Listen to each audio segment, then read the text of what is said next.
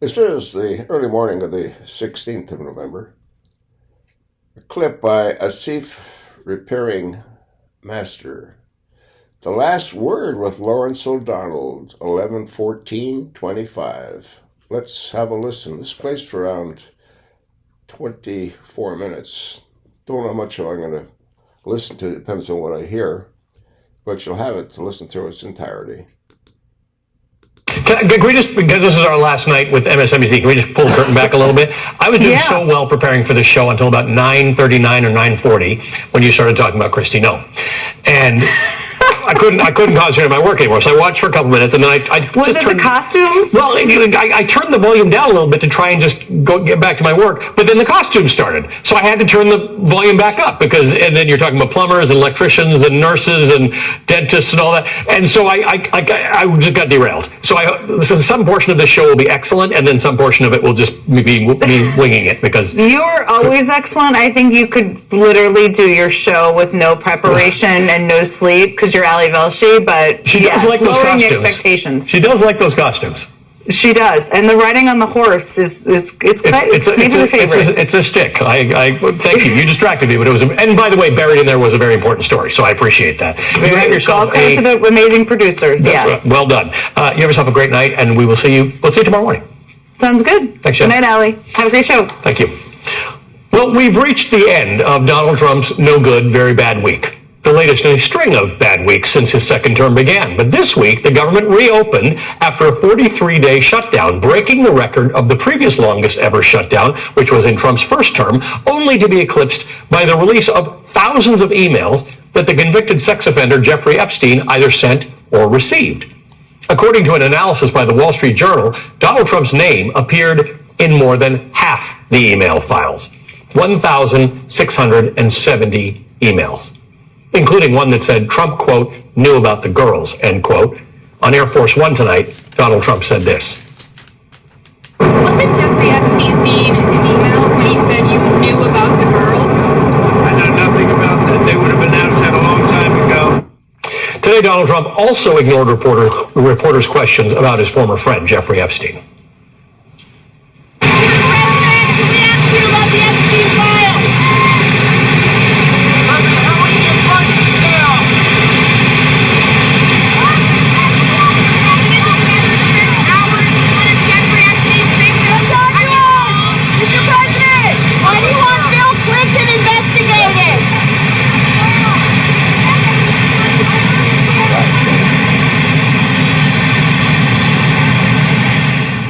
But this morning, after 2 days of silence over the Epstein emails, Donald Trump finally spoke out on social media, only to rely on his favorite deflection tactic, whataboutism, as in, what about everyone else in Epstein's emails?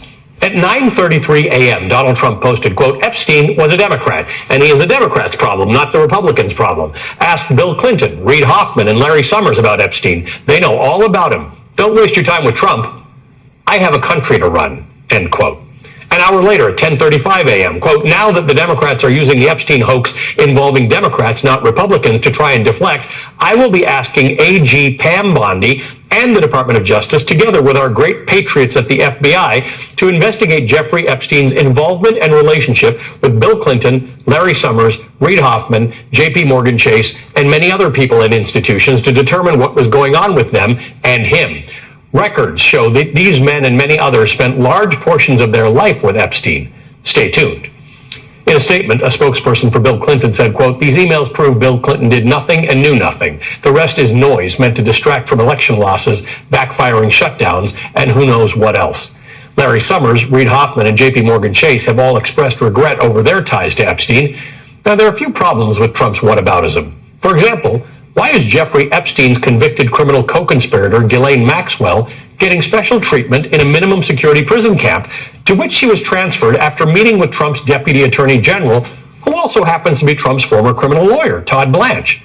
And why does the Trump Department of Justice seem to have zero problem with that, or zero curiosity about why that may be? This is a scandal in and of itself, and it's 100% a product of Donald Trump's second term. According to a whistleblower, Maxwell, a convicted sex trafficker, is receiving concierge-style treatment in prison. The New York Times' Michelle Goldberg writes, quote, What's shocking here is not that Maxwell is being treated decently, all prisoners should be, but that she's being treated so much better than everyone else. The relative pampering she's enjoying seems particularly significant, given newly released emails between her and Epstein suggesting she's harboring some sort of secret about Trump. Quote, "I want you to realize that that dog that hasn't barked is Trump," end quote. Epstein wrote to Maxwell in 2011. "One of his victims," Epstein wrote, "spent hours at my house with him. He's never once been mentioned." Maxwell responded to that. "I've been thinking about that. Much about this email is ambiguous. Epstein could have been suggesting that Trump was keeping something quiet, or he might have been expressing surprise that Trump hadn't yet been dragged into this mess. Presumably, Maxwell could clear things up and explain the exact nature of Trump and Epstein's entanglement. That's why it's striking that the Bureau of Prisons, which is part of the Justice Department, seems to be taking such extraordinary steps to keep her happy. Maybe there's an innocent explanation for all the privileges she's been accorded, but I can't think of one. And why did top Trump DOJ officials bring Congresswoman Lauren Boebert to the Situation Room last week to try to stop the discharge petition to release the Epstein files? They failed, of course. Boebert kept her name on the petition, and next week, the House of Representatives is expected to vote on whether the Trump Justice Department should release all its files related to the investigation into Epstein. On Wednesday, Republican co-sponsor Thomas Massie said this. Well, I've already had a couple of Republicans tell my office privately that they're going to vote for it, and I think that could snowball. I mean, the deal for Republicans on this vote is that Trump will protect you if you vote the wrong way. In other words, if you vote to cover up for a pedophile. I reached out to Thomas Massey's office and I spoke with one of the representatives. I also told that representative about Trump's birthday card. And I explained how DNA remains for centuries if the documents or the objects aren't exposed to the elements. He did nothing about it. Nobody called me back. Nobody thanked me. He did nothing about it that I'm aware of. Like that Garcia, that creep in California. He's another one. Files, you've got cover in a Republican primary, but I would remind my colleagues that this vote is going to be on your record for longer than Trump is going to be president. And what are you going to do in 2028 and 2030 when you're in a debate, either with a Republican or a Democrat, and they say, how can we trust you? You covered up for a pedophile back in, 2025. If I... Ad popped up.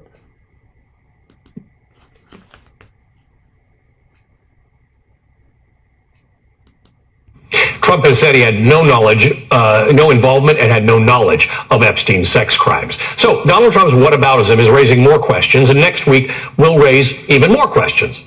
Trump also has another deflection. After saying, quote, "I don't want to hear about the affordability," Donald Trump wants to talk about the affordability. Talking about affordability under the Trump economy means coming to the realization that the Trump tariffs are taxes. Today, Donald Trump signed an executive order lowering some of his tariffs on some food imports. The Wall Street Journal reports, quote, Trump issued an executive order modifying the reciprocal tariffs he imposed on virtually every trading partner in August, exempting more than 100 common food items, including fruits, nuts, and spices. The move continues a shift away from Trump's maximalist tariff policy. When the president announced his reciprocal tariffs this spring, his economic team insisted there would be no exemptions to the levies. They later relented, removing duties on certain items not produced in the United States or available in sufficient quantities from domestic suppliers to meet demand. The newly exempted products on Friday, however, include many products commonly produced in the United States, such as beef, which has risen to record prices in recent months. The tariff reductions are retroactive to 12:01 a.m. on Thursday, November 13th, according to the order. The Vice President of Federal Tax Policy at the Tax Foundation, Erica York, told the Wall Street Journal, quote, by admitting that lowering tariffs will lower prices for U.S. consumers, the Trump administration is acknowledging what economists have pointed out all along. Tariffs raise prices. Donald Trump's economic pivot, designed to distract from Epstein, opens up a whole new set of questions about his policies and who really benefits under his administration. As millions of Americans continue to struggle with the rising costs of everyday goods, Trump world continues to thrive, often at the expense of taxpayers. Bloomberg is reporting that Michael Flynn, Donald Trump's first national security advisor, who pleaded guilty to lying about to the FBI about his contacts with Russia, is in talks with the Justice Department about a $50 million settlement. ProPublica reports that a firm with business ties to Homeland Security Secretary Kristi Noem got $220 million for a taxpayer-funded ad campaign. Pretty remarkable campaign, by the way. And the Washington Post reports today that Donald Trump is throwing a lavish dinner for Saudi Arabia's Crown Prince Mohammed bin Salman next week. The Post reports, quote, the trip is the first visit to the United States for Mohammed bin Salman since the 2018 murder of Jamal Khashoggi, a contributing columnist to the Post and an outspoken critic of the Saudi government. Trump's ties to Saudi Arabia go beyond U.S. interests. The Trump Organization, which is led by the president's sons, has plans for a Trump-branded property in Riyadh, the capital and the largest city in Saudi Arabia, and is also working on Trump Tower Jeddah along the coast of the Red Sea. And Mohammed bin Salman is a business partner of Trump's son-in-law, Jared Kushner. Kushner's private equity firm has received billions from foreign sources, including the government of Saudi Arabia. It's a lot going on in the last couple of days. Joining us now is the Democratic Congressman Eric Swalwell of California. He's a member of the House Judiciary and Homeland Security Committees. Congressman, good to see you again. Let's start with You too, Ali. the obvious thing here. Donald Trump is unleashing about the Epstein files. He named all sorts of other people. Tonight he says he's withdrawing his support for Marjorie Taylor Greene and will support somebody who primaries her. He posted a nasty message about Thomas Massey. It's feeling like it's coming unwound. And the walls are caving in on him, right? You know, he has sought for the last year to bury these Epstein files as far beneath the earth as possible. And, you know, frankly, as a former prosecutor, I would tell a jury that someone that seeks to destroy evidence or hide evidence, we call that a consciousness of guilt. And you just have to assume that he knows that it is not good for him that he is linked so closely to the world's most notorious child sex trafficker. But in the midst of all this mayhem, I just want to take a step back for your viewers, because as I see it, perhaps the most insecure, thin-skinned person to ever walk this earth, coincidentally, also happens to be our president. So when you criticize him, he directs his Department of Justice to go after you, as he announced three new individuals today. When you make a joke about him, he seeks to take you off the air. When you're a blue state governor and you seek to stand up to him, he seeks to take away your state's cancer research funding. That's what he's been doing, for example, in California. And so the lesson has to be that we are stronger than he is only when we link arms together. But if we allow ourselves to just be one-offed or picked off as some of these professors, university presidents, entertainment companies, law firms, as they've allowed themselves to do, then he is the strong position and you're in the weak position. So we have to link arms. We are much stronger together, and that's the only way to beat back this bully. As a legislator and a lawyer, I want to ask you this, because I'm a little worried about that movie Wag the Dog. I'm a little worried that we're about to go to war with Venezuela, a war that nobody's interested in. Turns out that the fentanyl, so-called fentanyl interdictions were being described by the Defense Secretary or the Defense Department as chemical weapons. They're not providing justification to Congress for these attacks. I am worried that when Donald Trump gets very close to that vote in Congress, he's going to do anything he wants to distract from it. Yeah, and most Americans are just saying, why don't you declare war on rising costs? Because they were promised on day one he was going to lower prices, and it's day 300, Ali, and he's 0 for 300. Costs are going up everywhere. If you're a parent, like I am, with kids who go to school and do mass shooter drills, you're saying, why don't you declare war on gun violence? There's a lot of things that you can do with the power of the presidency to make a difference in people's lives, but he's looking at what Nicaragua, Venezuela, he's talked about different countries over in Africa that he's focused on. This guy is focused on anything to help take away a distraction of the Epstein files, and almost nothing that would help any of your viewers work hard and do better and dream bigger in their own lives. And ironically, with the exception of California, which was a vote on a very different thing, the election results from last week demonstrated that people are actually concerned about affordability. They were concerned about it in 2024, and Donald Trump's messaging on it was a little more disciplined back then. But now the price of eggs are not lower, and the price of all sorts of things are not lower, and he's still gaslighting about it. He is, and I'll tell you, in California, for example, housing, number one issue, right? In California, the average age of a first-time homebuyer is 40, which is crazy. Like, you should be able to have your first job, your first kid, and buy your first home in the same decade. And whether it's a Republican president or a Democratic president, every Californian would love if somebody focused on reducing the cost to buy your first home, or putting more money in your pocket so that you could, dream and prepare to buy your first home. So there's a lot he could do. And so I'm just asking him, be better, do better, and the American people will be behind you. Right now, he's sitting at 36%, which is the lowest in recent history. And it's because his focus is entirely in the opposite direction of where most people need it to be. All right, what do you make of what happens next week? Because there is going to be this vote, in theory. I say in theory because one never knows what's going to happen in the House. But in theory, there's going to be a vote. The discharge petition is done. You can't take your name off it right now. And you heard Thomas Massie speculate that there might be a whole lot of Republicans who, if they weren't the ones to break the seal, are now going to understand that their constituents are going to be really mad at them if they cover up for someone who had knowledge of sex crimes and pedophilia. Yeah, you can be a pedo protector, Allie, or you can stand up for victims of sexual assault. That's the choice that they have next week. Do you want to side with Jeffrey Epstein and those connected to him, or do you want to side with sexual assault victims? And I'll just tell you, in my private conversations with Republicans, whether it's at the gym, at the Dunkin' Donuts line, or just text messaging with them, many of them appreciated that they didn't have to take that vote because they knew how pissed off Donald Trump would be if they voted against him.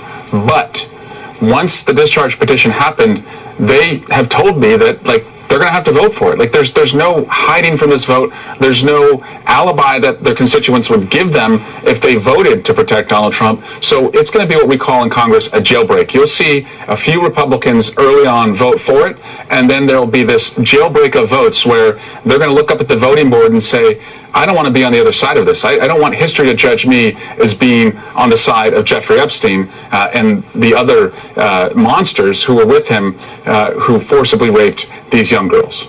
Congressman, good to see you. Thank you for being with us this evening. Congressman Eric Swalwell of Thanks, California. All right, coming up, we're going to have more on the Trump economy we were just talking about, and J.D. Vance's robot dreams. That's next. Today, Donald Trump blinked. After months of insisting that his chaotic and possibly illegal tariffs were genius, Trump is backing down amid voter anger over high prices and everyday affordability. In doing so, Trump is admitting, without admitting, that the Trump tariffs raise prices for American consumers. CNBC reports President Donald Trump on Friday exempted key agricultural imports like coffee, cocoa, bananas, and certain beef products from his higher tariff rates. Trump's action Friday also exempts a range of fruits, including tomatoes, avocados, coconuts, oranges, and pineapple.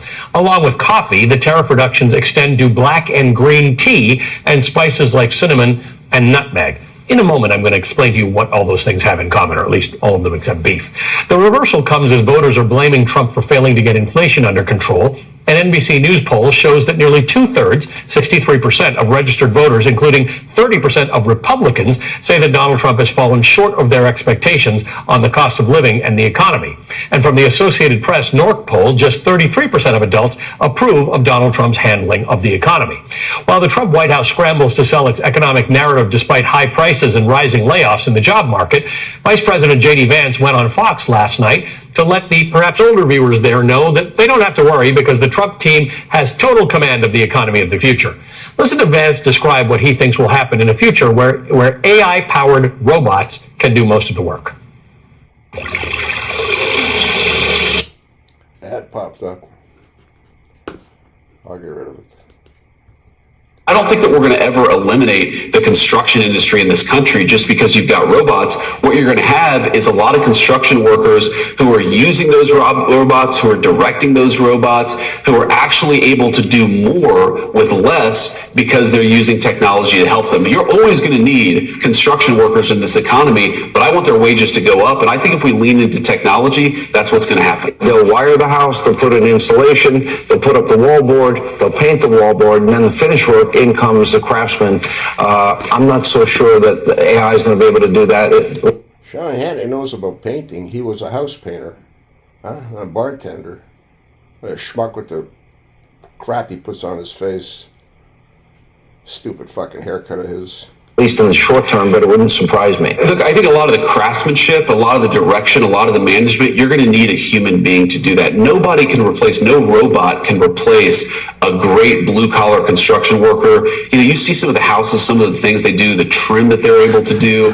There's an art there that I don't think a robot's ever going to be able to replace. But can a robot maybe make it easier for a construction worker to put more nails and more walls over a shorter period of time? Some of the rote things, in other words, you're going to see, I think, robotics help the construction workers, and I think that's going to lead to higher wages, and it's also going to lead to more homes for American President would love citizens. it. Now look, nobody knows what's going to happen in the future. There's no question that AI is revolutionary, and we will probably adapt as we have to other technologies. But he sure makes what might be the biggest transition of the century look like a walk in the park. I'm not sure high-paying, blue-collar job of the future is trim work, especially when a lot of trim work in new homes in the current economy is pre-cut and bought in bulk. It's not clear at all that very many of what Vance calls America's great blue-collar construction workers are also going to get higher wages to be robot supervisors. But it shows something of the sleight of hand that pervades the Trump team on the economy. Lip service paid to hard-hat, real people jobs on TV, while the administration is pretty focused on serving the tech bro AI billionaires like Elon Musk, and of course, the access to the seemingly bottomless stream of money that comes with them. Joining us now is Justin Wolfers, professor of economics and public policy at the University of Michigan, who does bring nuance to this conversation because one needs to have nuance in the conversation about AI. You pointed out to me the other day, we've had massive transformations historically. We often get to the other side. The transition's the hard part. Absolutely. All right, that's enough. All right, I'll attach the link. You look at it. Let me know what you think. Pass it along. Thanks for listening. Trump's an idiot. Complete idiot.